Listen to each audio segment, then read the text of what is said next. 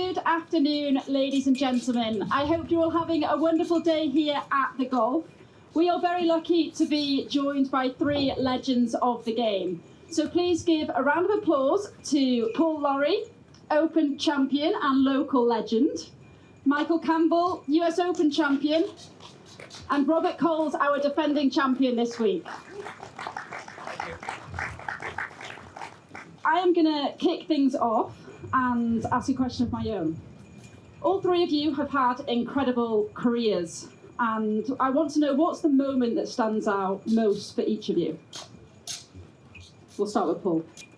Well, your first win, I think, on tour is always important. I won the Catalan Open 1996. I've been on tour 4 years, and it was shortened because of the weather. So but that win just gave me massive amounts of confidence just to kind of keep going and crack on. I'd nearly lost my card in 95. I played poorly that year, and then I came out in 96 and got a win early on. So for me, that was the springboard for what kind of was to come later on. I think first win is always something that you always remember, and you look back on, and you know now that you can do it and that you can get the job done. And so for me, first win was huge. I have to ask you about your Open win. With it being on home soil, you won at Carnoustie. How proud of you of that, being, from Scotland? Yeah, well, I have a pretty good record in Scotland. I won 3 or 4 tournaments in Scotland, so I was always. A lot of the players find it a little bit more pressure playing at home, but I always felt the opposite. I always felt relaxed and felt quite good about playing at home. So I managed to win a few events in Scotland. But so to win at Carnoustie, which was an hour from where I was living in Aberdeen, is amazing. Drove home with a claret jug in the back seat of the car because I stayed at home that week. Young Michael was only 6 months old, so I was helping Marion with him a little bit that week.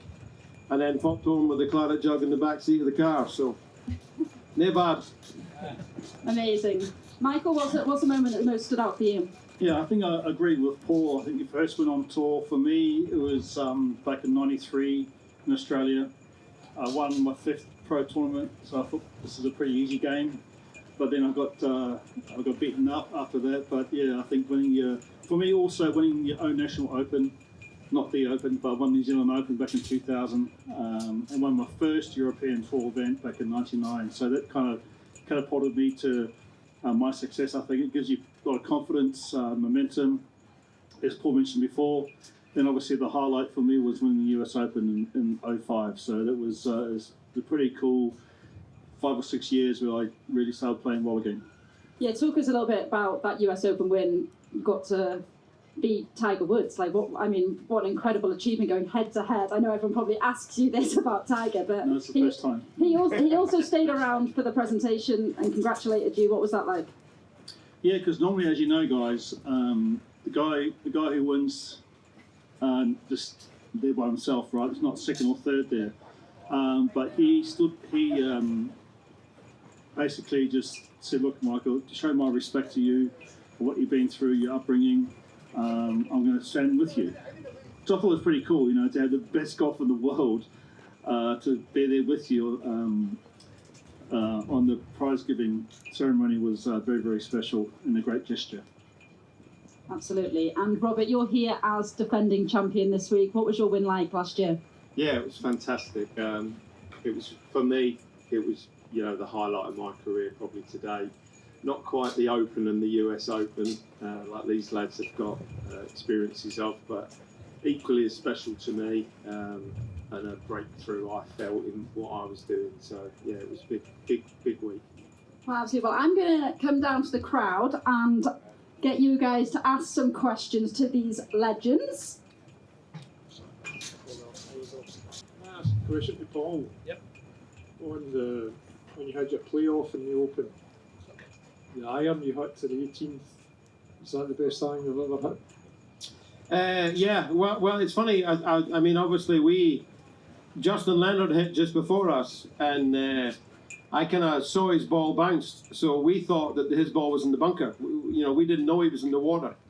So had we known he was in the water, I would have laid up. I would have chipped it short of the water with my second. But we saw the ball bounce, so we didn't think it could have bounced short of the water and went in, which it did. So we assumed it was in the bunker. So now you've got to stand up and hit a shot because there's only one ahead playing there. So if he was in the bunker and you lay up, man, it could have been silly. So you just stand up and pick your target and hit your shot. Forehand. Yeah, 221. My forehand doesn't go 221 now, I can assure you. But back then it was 221. That's that way. It goes left and right a lot, but not 221 in that direction. But just one of those things where you're in the moment, you're in the zone, you're thinking only about what you've got to do and your target. And I stood up and I put a lovely swing on it, and thankfully off it popped in a straight line. So pretty cool. But we thought he was in the bunker. So. Thank you, Paul. Next question. Given where you are in your career, I know you all have additional sports that you like. Paul, I think you're an Aberdeen fan. Yep. Dundee United, sorry about that. Michael, I know you like your rugby, and Robert, I think you're a West Ham fan. So what would you prefer? Correct. What would you prefer to happen? Win this week, or your respective teams to win the next game? Win this week, 100%. Never mind the football. I love my football. I go whenever I'm home and Aberdeen are playing. I go. My boys, we've got season tickets. The three of us go, and it's some of the only time that I get to spend with the boys now. You know, going to the football, and we just have a ball of a time. Love it. But at the end of the day, golf is what I do. So I would rather win this week than Aberdeen win football. But I'd like that. I mean, obviously, Scottish Cup win was massive. You know, for the club again. Let's hope. But it's always a selfish thing when it's your job. I think I'd like to win this week. Yeah, I agree with Paul. It's been our career for the last, 30 odd years now. And winning is such a great feeling. So, you know, the All Blacks have won so many times, I'm kind of used to it. It's win and win and win all the time. So, yeah, I think winning this week for me, which I can't because I play so poorly, but definitely winning a golf tournament is my favourite. I'm the same. I'd rather win a golf tournament than. I'm a bit different from Michael because I support West Ham and we don't win much. But the week that we were European champions a few years ago, we were playing in Jersey and I decided to play rather than go to Prague. So that said it all, really. You know. Well, Evie has a question for you all. Who was your childhood golfing hero? My childhood hero was Sandy Lyle as a golfer, and I decided to kind of play golf professionally. But when Sandy won the Open in '85, I turned pro the following April after that. So I saw Sandy winning that and thought I'd quite like a bit of that. I quite fancy doing that. Before then, I would have liked to have been Willie Miller or Gordon Strachan, but that wasn't going to happen, unfortunately. So I decided to turn to the golf. But Sir Alex Ferguson is my all-time hero. Managed to meet him a few times and just, oh, what an amazing man. So those two are always the two that I say. But Sandy Lyle was my hero as a golfer growing up. Well, me being from Australasia, Greg Norman was my hero growing up playing golf. He was the #1 player in the world back in the late 80s and early 90s. So Greg for me, but also once again, I think when you're a kid growing up, you always have these different types of heroes. I liked the All Blacks, obviously, because they're massive influence in my life. They're very inspirational when you see, you know, my people come from the same country and being world champions. So the All Blacks and Greg Norman for me. The first Open Championship I went to was when Sandy won, and I was there when he won that on the 18th, which was pretty special actually at Royal St George's. But Seve was mine. He was fantastic and brilliant to watch. And I remember going to Lytham and watching him on a Monday, I think, when I was a kid, and watching him win that. And I got to play with him, and that was pretty special. So Seve for me. Thank you, guys. Yeah, good afternoon. How does this course compare to the very best that you've played on the tour? This course is very, very nice, obviously. The only trouble is that when the weather is like it is, it becomes, you know, for us, in the age that we are, it becomes an unbelievable test and it becomes a bit of a brute, unfortunately. But the actual layout is world class, and I think the second course or the new course is going to be the same.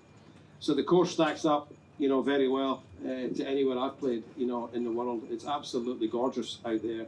But when it's like what it is this last couple of days, it is a real test to get it round, even in a couple overs, a decent score, as you've seen by the scoring, because there's a lot of great players playing here, and I don't know if there's still players under par, but there won't be many by the end of the day, I wouldn't have thought. But no, it stacks up very well. It's very, very good.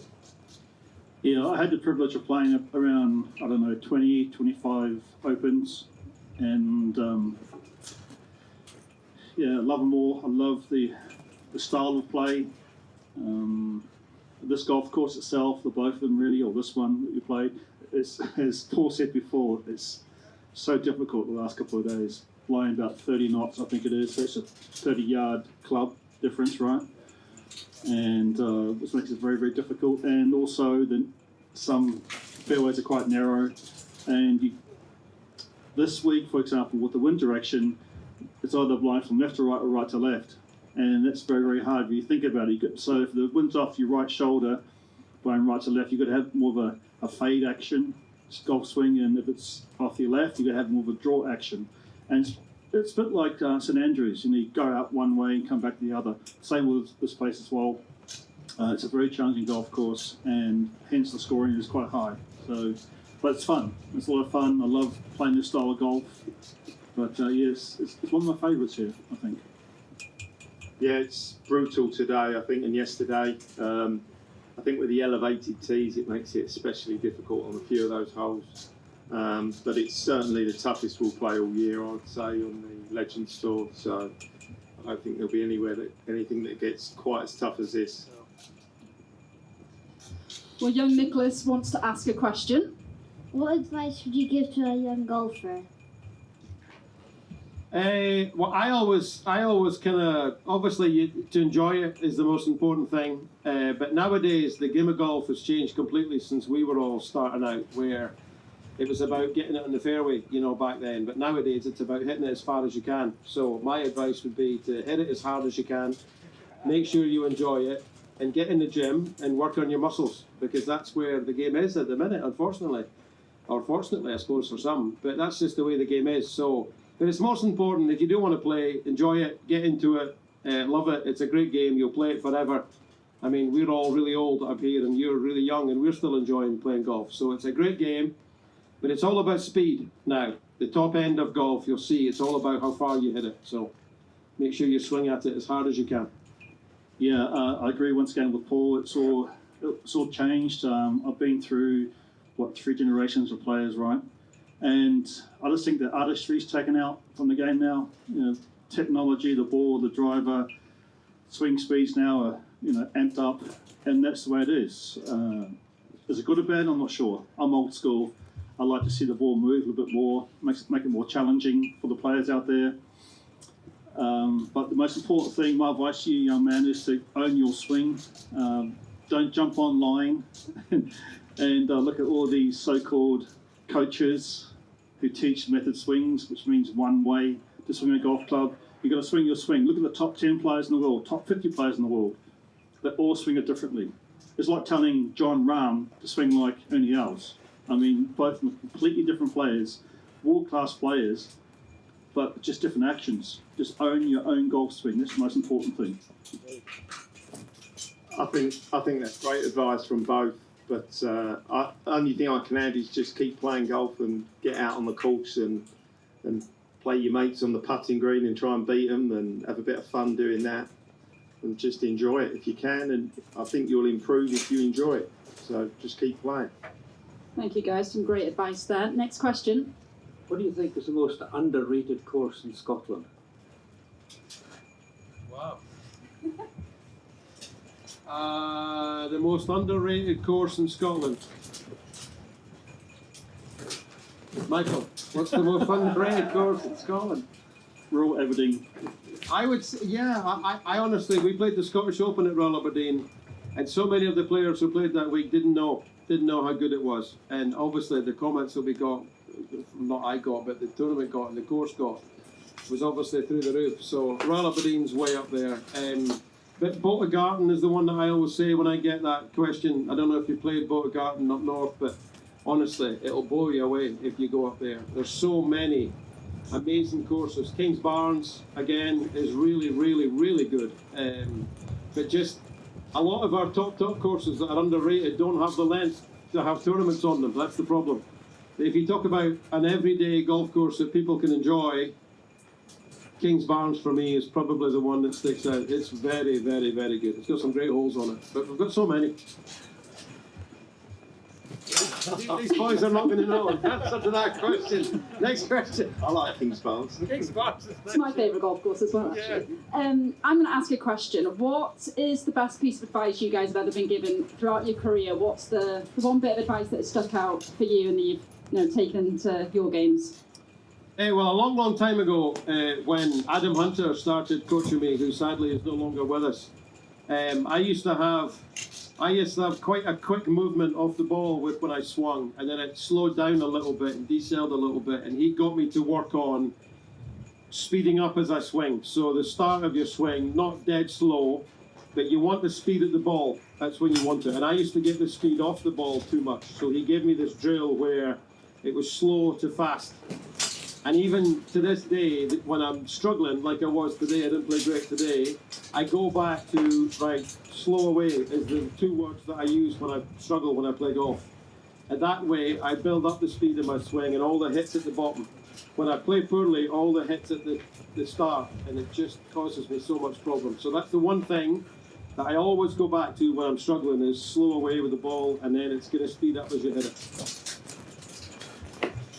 Yeah, I was just thinking there. For me, I think I remember getting the putting tip from Tiger years ago when it first came out. We were on the putting green, we were chatting away because of his caddy being from New Zealand. There was a tight connection there, not tight, but a nice friendship building because his caddy was from New Zealand, Steve Williams, and.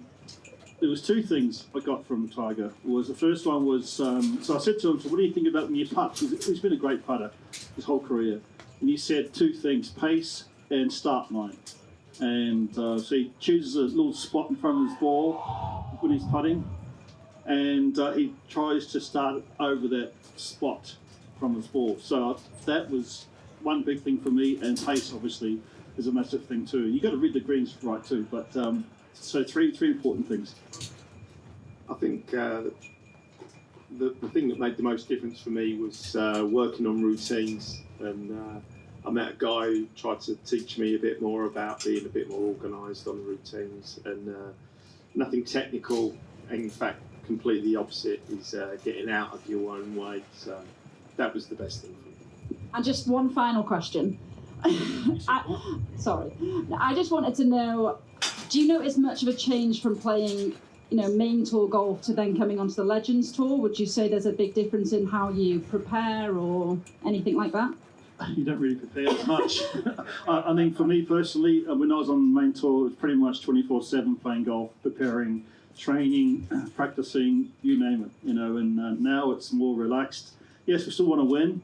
We still want to compete and do well, but the preparation is a little bit different now. I used to get the golf course at least 3 hours before, train for like an hour, get stretched, and then do my routine, putt, chip, and hit balls. But now I just turn up probably an hour before.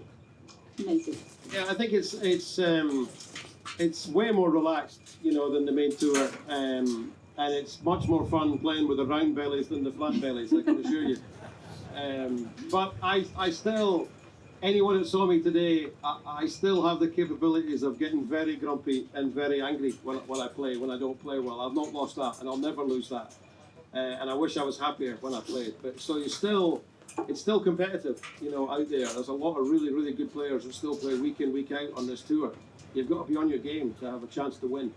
But it is more relaxed, and the 54-hole thing with no cut really works because you're there for the week, and okay, you might not play well and you're down the bottom of the field, but at least you're kind of playing all the time. So, no, it's nice. I enjoy it. I didn't think I would keep playing in my 50s, but I'm enjoying playing. So, I think from Tuesday to Thursday, it's very relaxed, isn't it? Yeah. And everyone's very chilled out. And then I think probably because everyone's got other things going on in their lives and businesses or coaching or different stuff now, where they were just players before. and they were a lot more focused on that. And now they're but then come the day of the tournament, everyone's back to being a competitor again, aren't they? It's switch straight back. Well, thank you guys for your time. We really appreciate you taking time out of your day to come and speak to us all. Please give a round of applause for Paul Lawrie, Michael Campbell and Robert Coles. Thank you.